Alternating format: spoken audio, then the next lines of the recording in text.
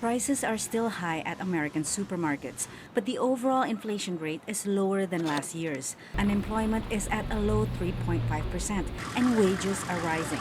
President Joe Biden says the improvements are due to Bidenomics. The strongest economy in the world, the highest job satisfaction in 36 years. Our inflation rate has dropped to the lowest among major economic nations in the world.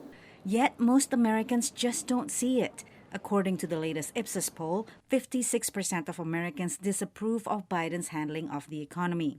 69%, including more than half of Democrats, say the economy is worse now than it was 5 years ago. The president isn't really able to connect with people to communicate some big legislative wins like the Inflation Reduction Act.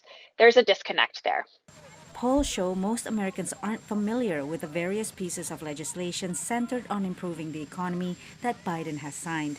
But they are familiar with the high inflation that they've experienced for over a year, an issue they say is the most pressing in the country. So, for all of the president's travels to tout Bidenomics, what matters more to Americans is how much they pay at the checkout.